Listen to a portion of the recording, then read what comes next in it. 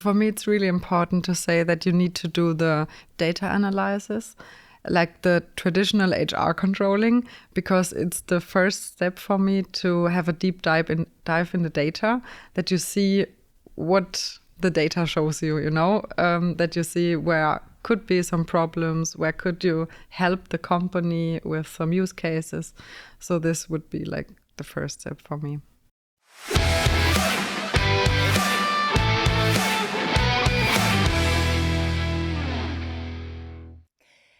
Hello, everyone.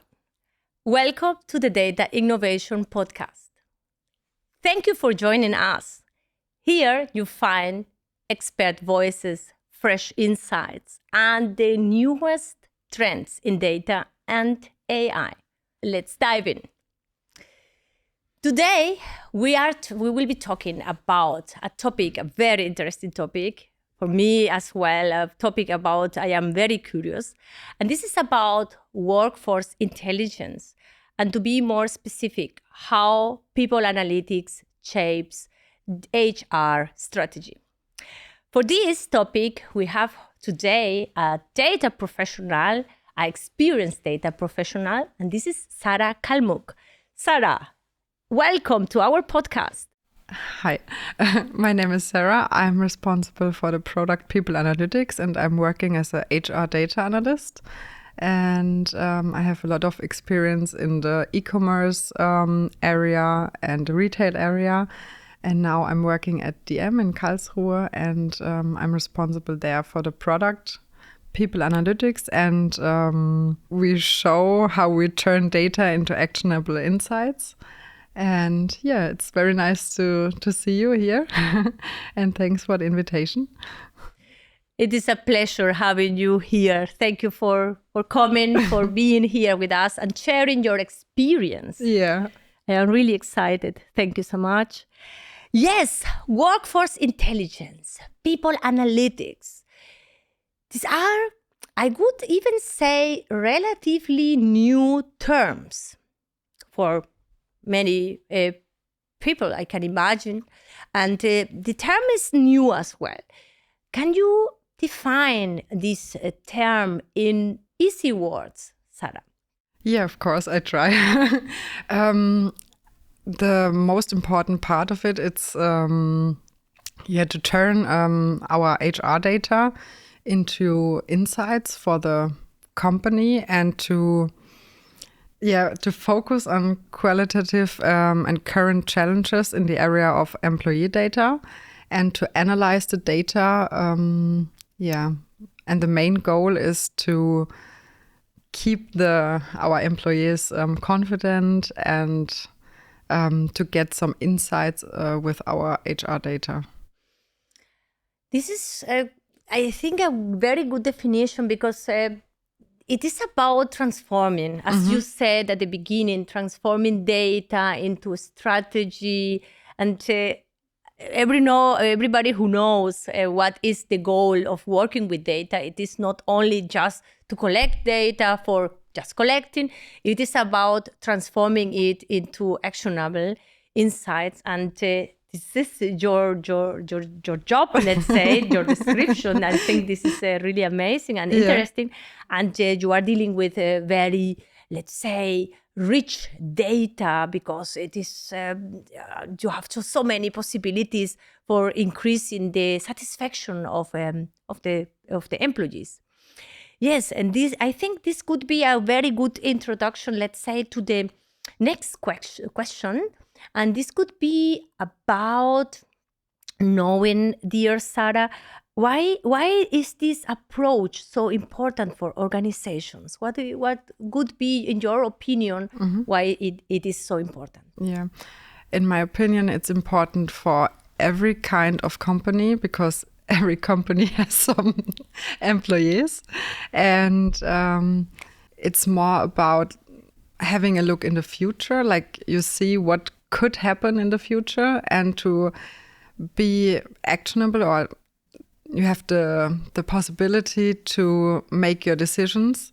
And in my case, it's super important because we have a lot of data, a lot of HR data. We can combine a lot of specific data types, and we have a very big area which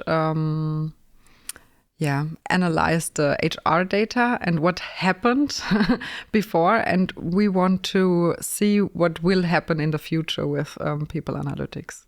Oh, great! Yeah. Yes, this is for the ones who know this, who knows this approach in the analysis, where we think about the descriptive, explorative, predictive, and with people analytics, it is, let's say, scaling in direction or not only to know what happened, what is going to happen. And this is the strategic point as well, no?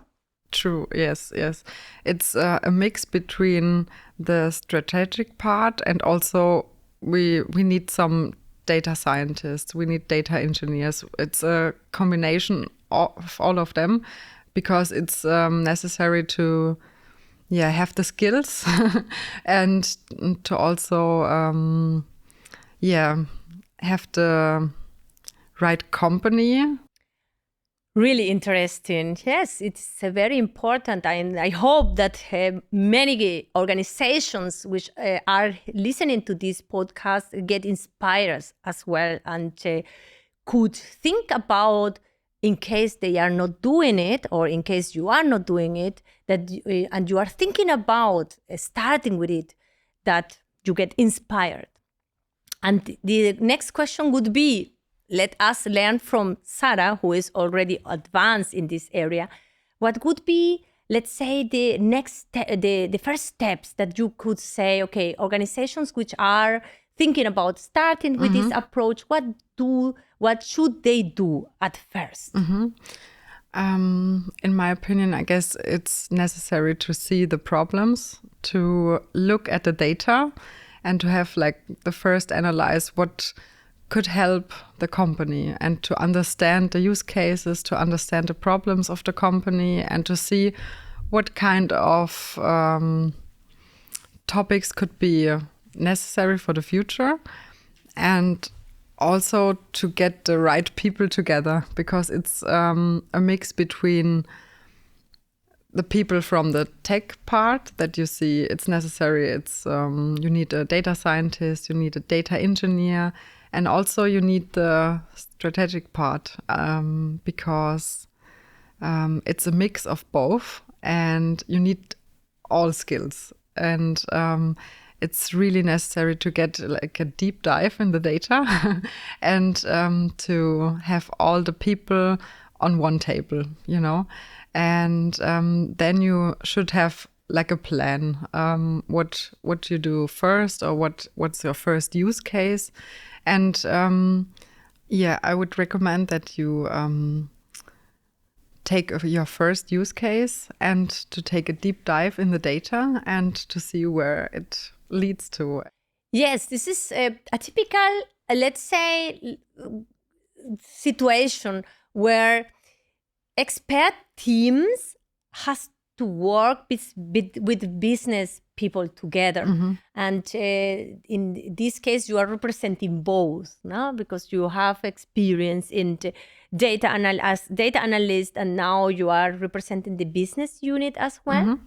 And that means as recommendation for the first steps would be to start with small cases, prototypes, let's say, and then learning more and more, and not convincing people that you have insights and to promote, to find sponsors. And for me, it's really important to say that you need to do the data analysis, like the traditional HR controlling, because it's the first step for me to have a deep dive in the data, that you see what the data shows you, you know, that you see where could be some problems, where could you help the company with some use cases. So this would be like the first step for me. Exactly, great. Yes, and this is something what I love promoting as well, because as most of the let's say, I in my role as a teacher at the university, sometimes I have the students who wants to start with predictive analytics and all wants to start with the most complex topics.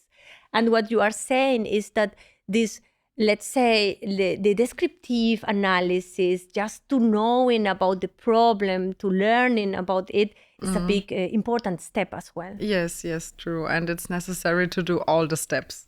You cannot start with data science or with the modeling. You need to have a look at the data first, and then you get deeper and deeper. And it's a combination of all of them. You need a data analyst and a data scientist to get the real value of people analytics. Yes. Great, inspiring, really inspiring. So then maybe this could be great as well if you could share some, let's say, some experiences, what could be challenges that are possibly appearing when companies or organizations are starting with people analytics. Yeah. There could be a lot of challenges and it's a process.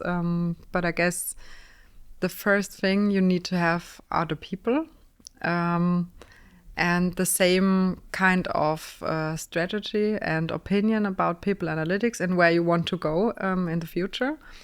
And then you need the skills, of course, the skills from the people. And the most important thing is also you need to have the data.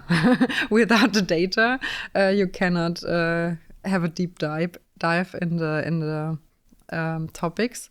So it's necessary to get the data, to have like, it would be better if you have more type of data. Like in our case, it's like the HR data. But you can combine it with different parts or different types of data, but it needs to be a little bit structured. Otherwise, you have some problems. And you also need the data architecture to get the whole use case done. So there could be a lot of challenges. But I guess it's, you need to do it step by step. And if there is a problem, you need to solve it. You need to have like a close talk with all the parts, like with the data scientist, with the data engineer, and then you will find a solution for all of the problems. Great. Yeah. Yes, and this is let's say a typical problem what sometimes is happening in organizations that people are not communicating and some expert teams are just doing their job and without the exchange it is so difficult to, let's say, to get this goal, as we mentioned, getting actionable insights. Yes. You are not only just interested about knowing something about your data. In your case specifically, you want to improve the satisfaction of the employees, and what is really important. And now we know how difficult it is to find good employees, and this is of course better. It is better to holding them longer than always changing and finding new ones. Therefore, it's so important what you are mentioning. Yes. Especially in our case, because the employee is the most important part. So we need to find the right people, and we also want them to be happy in our company, you know. So we try to find solutions for problems. We try to find things how we could make the employees happy and confident, that they, in the end, that they want to stay with us, you know. And we get some really, really interesting insights from the data. And this makes us, or this shows us that it's super important to do people analytics. And I forgot one point, because you asked me what is really necessary. And it's also necessary to give yourself some time. It's not a project what you could do in 1 month. You need some more time. And you also, need to have the time to get the insights and to use the perfect model to form the data. It's a process, and in our case we have like a project plan, and it's about many months. And I guess the first use case is always the hardest. But if you're doing the second and the third, you learn from your mistakes and you are getting faster. So it's a process. It's a process. Yeah. Yes, I am learning by myself with this podcast in English as well. This is for me really very, let's say, a starting process. And yes, thank you really for being here. And now we can conclude with one interesting question. Mm-hmm. Imagine I am an organization which is thinking about starting with people analytics. Mm-hmm. What would be the advice, or which advices would you give to me in case when I am trying to start with this? Mm-hmm. I found out that it's always necessary to start small and getting bigger and bigger. And I would also say it's necessary to involve the leading persons from the HR department. What are the main goals of the company, because this leads to the people analytics strategy, and you always should focus on your goal. Yeah. And you also should invest in training, because it's like a process and you are getting better, and every use case is different. You cannot have a tool or something like this, because some people are saying, oh yeah, let's do people analytic. Let's have this tool or something like this. It's not a tool. And every use case is built different. So you need some time to have a look on the data and to learn from your mistakes, as we said before. So give yourself some time. And that's the advices.